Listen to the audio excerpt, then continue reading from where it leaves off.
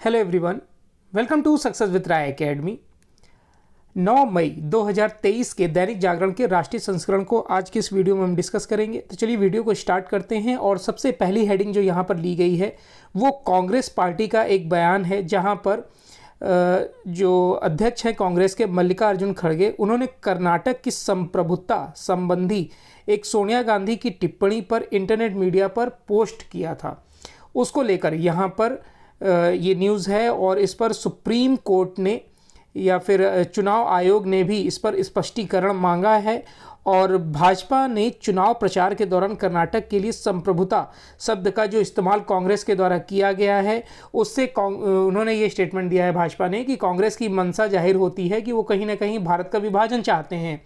इस पर कांग्रेस ने भी स्पष्ट किया है कि वो कर्नाटक को या फिर किसी भी राज्य को भारत का अभिन्न हिस्सा मानते हैं और उनकी ऐसी कोई मंशा नहीं है जिसमें ये जताया जाए कि संप्रभुता का अर्थ उसको भारत से अलग करना है। संप्रभुता का अर्थ उसका राजनीतिक और आर्थिक विकास करना, यहाँ पर कांग्रेस ने बताया है। कर्नाटक में विधानसभा चुनाव होने वाले हैं, इसलिए ऐसे स्टेटमेंट सामने आ रहे हैं। और इसमें यह भी स्टेटमेंट आया, आपने देखा होगा कि बजरंग दल को बैन कर दिया जाएगा, ऐसा इन्होंने अपने घोषणा पत्र में दिया था, जिसमें हालांकि इन्होंने ये बैकफुट पर आ गई कांग्रेस और उन्होंने उस पॉइंट को हटा दिया जिसमें यह बताया गया था कि बजरंग दल पर हम बैन लगा देंगे। दूसरा पॉइंट आता है, इसमें उन्होंने घोषणा पत्र में कहा कि हम 75% आरक्षण देंगे। इस पर भी भाजपा ने या फिर चुनाव आयोग ने पूछा है कि आप जो ये 75% आरक्षण देंगे वो किसके आरक्षण में कटौती करके देंगे, क्योंकि आपको पता होगा कि अभी तक 50% आरक्षण का प्रावधान है। अगर आप उसे 75 करते हैं तो जाहिर सी बात है किसी न किसी का आरक्षण उसमें मारा जाएगा। यहाँ पर 4% मुस्लिमों को आरक्षण देने की बात है और बाकी अन्य पिछड़ा वर्ग सहित कुल मिलाकर 75% आरक्षण देने की बात अपने घोषणा पत्र में कांग्रेस द्वारा कही गई थी। तो यहीं पर चुनाव आयोग द्वारा इससे संबंधित प्रश्न कांग्रेस से पूछे गए हैं। नेक्स्ट है, FATF की समीक्षा के कारण बढ़ाया ईडी निदेशक का कार्यकाल, नवंबर में होंगे सेवानिवृत्त। अब देखिए, यहाँ पर ईडी के जो चीफ हैं संजय कुमार मिश्रा, उनका जो सेवा काल है उसको बढ़ा दिया गया है, तीसरी बार सेवा विस्तार दिया गया है। इस पर कांग्रेस ने भी या और विपक्षी पार्टियां हैं उन्होंने विरोध किया कि ईडी जो है वो केंद्र सरकार के इशारे पर कार्य कर रही है, इसीलिए इनको बार बार सेवा विस्तार दिया जा रहा है ताकि इनके जरिए जो विपक्षी पार्टियां हैं उन पर ईडी की छापेमारी या फिर कार्रवाई की जा सके। अब यहाँ पर FATF से क्या मतलब है? FATF मतलब फाइनेंशियल एक्शन टास्क फोर्स, और इसकी बैठक आपको पता होगी कि हर 6 महीने पर होती है। और इसमें पाकिस्तान को ब्लैक लिस्ट किया गया है और इसमें जब किसी देश को ब्लैक लिस्ट किया जाता है तो फिर वो अन्य देशों से आर्थिक लाभ नहीं ले सकते हैं, उन पर कई प्रतिबंध लगा दिए जाते हैं। इसी का हवाला देते हुए केंद्र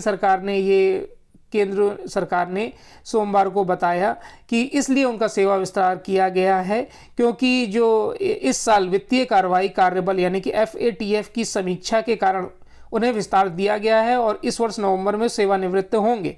इसके बाद justice BR Gavai, justice Vikram Nath और जस्टिस संजय करोल की पीठ ने मिश्र को दिए गए तीसरे विस्तार को चुनौती देने वाली विभिन्न याचिकाओं के एक बैच पर अपना फैसला सुरक्षित रख लिया है। कोर्ट ने संबंधित पक्षों को अगले शुक्रवार तक अतिरिक्त लिखित नोट दायर करने को भी कहा है। केंद्र सरकार की ओर से सॉलिसिटर जनरल तुषार मेहता ने सुप्रीम कोर्ट में पक्ष रखते हुए कहा कि SK मिश्रा पुलिस महानिदेशक नहीं है, लेकिन वह अंतर्राष्ट्रीय स्तर पर देश का प्रतिनिधित्व करते हैं। कोर्ट को उनके कार्यकाल में हस्तक्षेप नहीं करना चाहिए।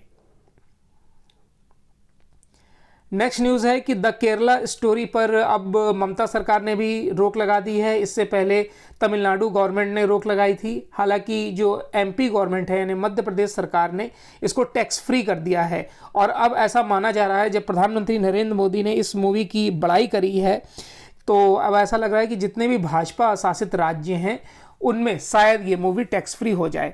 इस मूवी में जो लव जिहाद को एक तरीके से दिखाया गया है कि किस तरीके से हिंदू युवती को बहला फुसला कर पहले इस्लाम कबूल कराया जाता है और फिर उसे आतंकवादी बना दिया जाता है। नेक्स्ट न्यूज़ है मणिपुर की स्थिति संभालने दिल्ली भेजे गए विनीत जोशी।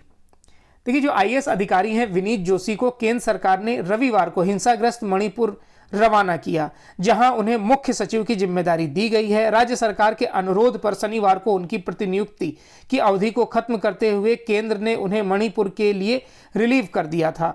वहां पहुंचने के बाद राज्य सरकार के प्रस्ताव पर केंद्र ने उन्हें तुरंत मुख्य सचिव करने की मंजूरी भी दे दी। मूलतः मणिपुर कैडर और 1992 बैच के आईएएस अधिकारी विनीत जोशी अभी नेशनल टेस्टिंग एजेंसी यानी कि एनटीए के डीजी के साथ शिक्षा मंत्रालय के अतिरिक्त सचिव की जिम्मेदारी भी संभाल रहे थे। उनके पास केंद्रीय उच्च शिक्षण संस्थानों का जिम्मा था। एनटीए के गठन के बाद से वह इसके डीजी की जिम्मेदारी संभाल रहे थे। उन्होंने देश में एनटीए का ढांचा खड़ा किया। वह नीट, जेईई मेन, सीयूटीई जैसी परीक्षाओं का सफलतापूर्वक संचालन भी किया है। अब इसमें केंद्र ने उन्हें ऐसे समय मणिपुर भेजा है जब वो नीट की तैयारियों में जुटे हुए थे। नेक्स्ट न्यूज पर आते हैं। निष्क्रिय खातों के वारिसों का पता लगाकर पैसे लौटाएगा बैंक। अब देखिए, कभी क्या होता है कि किसी बैंक में जब अकाउंट ओपन किया जाता है तो सबसे पहले नॉमिनी मांगा जाता है। उसमें क्या हुआ कि जिन्होंने नॉमिनी का नाम नहीं दिया और उनकी या तो मृत्यु हो गई या फिर वो खाते निष्क्रिय पड़े हुए हैं, तो ऐसे खातों के नॉमिनी को ढूंढा जाएगा। अगर नॉमिनी नहीं मिलता है तो वो फिर पैसा आरबीआई के पास चला जाएगा। ऐसा प्रावधान वित्त मंत्री निर्मला सीतारमण ने किया है। अब न्यूज़ को देख लेते हैं क्या है कि बैंक, बीमा कंपनी और दूसरे वित्तीय सेक्टर में लावारिस पड़ी जमा राशि या निवेश किए गए धन को लौटाने का एक बड़ा अभियान पूरे देश में जल्द शुरू होगा। पहले चरण में उस तरह की अनक्लेम्ड यानी कि बिना दावे वाली राशि लौटाने की व्यवस्था की जाएगी, जिसके मूल निवेशकों या खाता धारकों ने अपने वारिसों की जानकारी संबंधित बैंक, कंपनी या वित्तीय संस्थान को दे रखी है। हालांकि लंबा समय गुजर जाने के बाद भी खाता धारकों ने उस पर दावा नहीं किया है। अब इन बैंकों या वित्तीय संस्थानों की जिम्मेदारी होगी कि वह उन लोगों का डाटाबेस तैयार करके उन्हें राशि लौटाए। यह निर्णय सोमवार को वित्त मंत्री निर्मला सीतारमण की अध्यक्षता में वित्तीय स्थिरता व विकास परिषद की हुई बैठक में लिया गया है। हालांकि जहां किसी तरह की सूचना नहीं है वहां अलग अलग व्यवस्था की जाएगी। बैंकों और दूसरे वित्तीय संस्थानों के पास जमा पड़े लावारिस धन के बारे में बजट के घोषणा पत्र में घोषणा की गई थी और इसे शीघ्र से संबंधित वारिसों को लौटाने का प्रावधान इसमें किया गया था। और इसमें यह भी बता दें कि बिना वारिस वाले 10.24 करोड़ खातों में 35,000 करोड़ रुपए की राशि जमा है। नेक्स्ट न्यूज़ है कि खाड़ी देश में बड़ी भूमिका पर है भारत की नज़र। तो ये जो खाड़ी देश में चीन के बढ़ते दबदबे की काट अमेरिका और भारत साथ साथ खोजने में जुटे हुए हैं और कोशिश भी कर रहे हैं। अक्टूबर 2021 में भारत और अमेरिका ने यूएई व इजराइल के साथ मिलकर I2U2 नाम का संगठन स्थापित किया था और अब भारत, यूएई, सऊदी अरब और अमेरिका ने आपसी सुरक्षा सहयोग के विभिन्न आयामों पर बातचीत भी की है। इस बारे में रविवार को अबू धाबी में सऊदी अरब के क्राउन प्रिंस मोहम्मद बिन सलमान बिन अब्दुल अजीज अल सदद की भारत के राष्ट्रीय सुरक्षा सलाहकार एनएसए यानी कि अजीत डोभाल, अमेरिका के एनएसए जैक सुलिवन और यूएई के एनएसए शेख तौवान नहयान के साथ हुई बैठक में काफ़ी महत्वपूर्ण बातें इसमें हुई हैं। बैठक में चारों देशों के बीच सुरक्षा संबंधों को मजबूत करने और पूरे खाड़ी देश में शांति और स्थिरता को बनाए रखने पर चर्चा की गई है।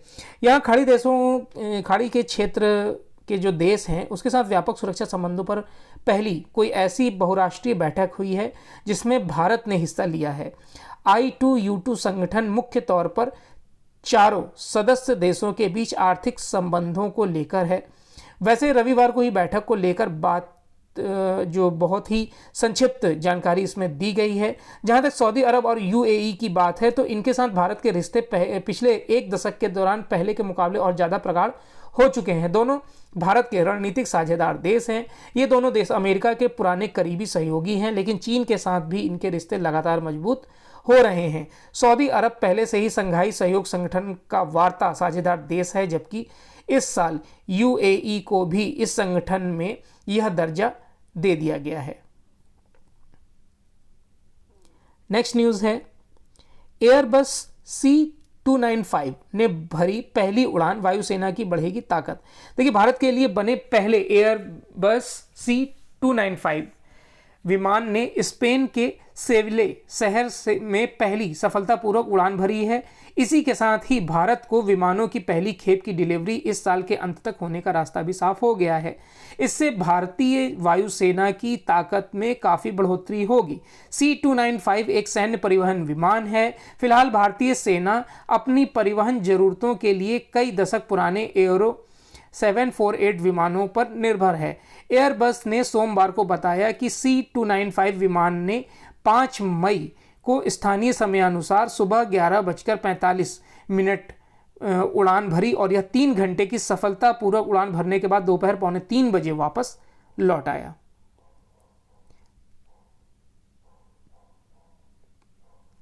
उच्च शिक्षण संस्थानों में बढ़ेंगी करीब 1 लाख सीटें। उच्च शिक्षण संस्थानों में दाखिले के लिए लगातार बढ़ते दबाव के बीच इनमें सीटें बढ़ाने की भी तैयारी तेज हो गई है। केंद्रीय मदद से संचालित देश भर के उच्च शिक्षण संस्थानों में इस साल लगभग 1 लाख सीटें बढ़ाई जाएंगी। यह लागू हुआ तो घोषणा के बाद अब तक लगभग 2 लाख सीटें बढ़ जाएंगी, जो अंडर ग्रेजुएट व पोस्ट ग्रेजुएट दोनों स्तर की होंगी। इस पूरी पहल को EWS को दिए गए 10% आरक्षण से जोड़कर देखा जा रहा है। बाद में सरकार ने इन संस्थानों में यह कहते हुए 25% सीटें बढ़ाने की घोषणा की थी कि इससे सामान्य वर्ग की सीटों पर कोई प्रभाव नहीं पड़ेगा।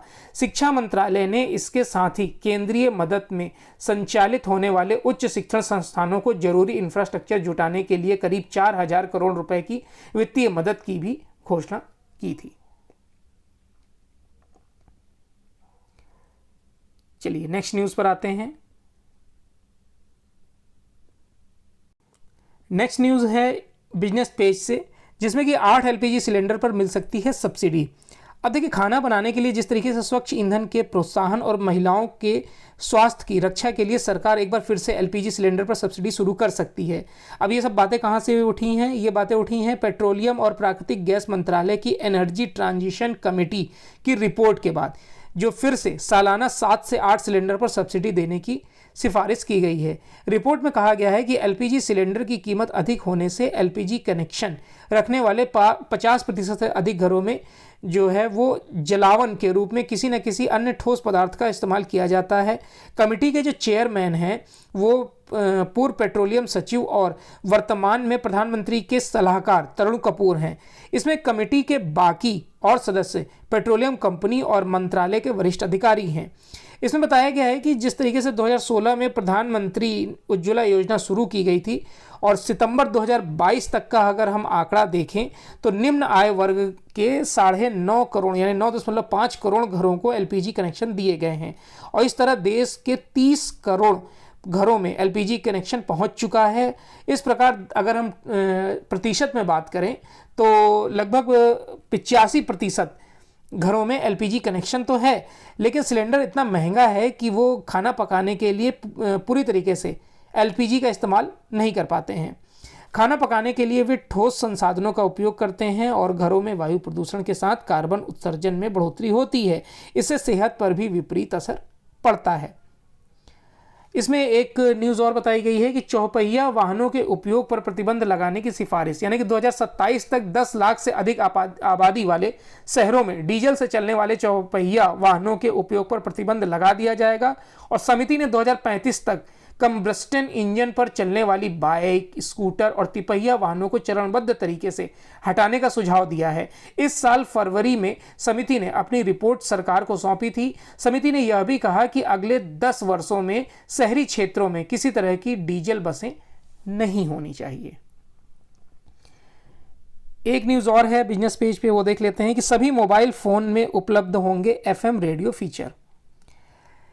केंद्र सरकार ने Indian cellular and electronics association यानी कि ICEA और manufacturers association of information technology यानी कि MAIT से सभी मोबाइल फ़ोन में FM रेडियो की उपलब्धता सुनिश्चित करने के लिए कहा है।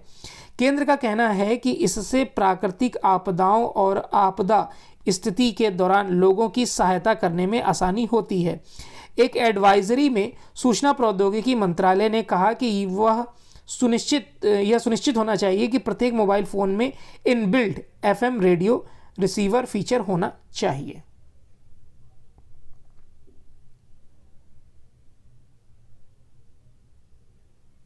नेक्स्ट पेज है इंटरनेशनल पेज। इंटरनेशनल पेज में पहली न्यूज़ हम लेते हैं कि पाकिस्तान के पास विकास योजनाओं के लिए पैसे नहीं है। देखिए, आर्थिक संकट से जूझ रहे पाकिस्तान की स्थिति दिन प्रतिदिन बिगड़ती जा रही है। उसके पास प्रांतीय सरकारों की विकास योजनाओं के लिए पैसा नहीं है। संघीय सरकार प्रांतीय विकास योजनाओं की फंडिंग रोकने पर विचार कर रही है। वहीं पंजाब प्रांत की सरकार ने वित्तीय संकट और नया बजट तैयार करने के लिए कर्मचारियों और अधिकारियों को सभी प्रकार के बकाया और समय पर दिए जाने वाले वेतन भुगतान पर रोक लगा दी है। अगर हम बात करें डॉन समाचार पत्र के अनुसार, संघीय सरकार प्रांतीय विकास परियोजनाओं की जगह सार्वजनिक क्षेत्र विकास कार्यक्रम के 5 महत्वपूर्ण क्षेत्र निर्यात, ऊर्जा, इक्विटी, ई पाकिस्तान और पर्यावरण पर ध्यान केंद्रित करने का निर्णय लिया है। योजना और विकास मंत्री एहसान इकबाल की अध्यक्षता में बजट को अंतिम रूप देने के लिए हुई बैठक में यह फैसला लिया गया है।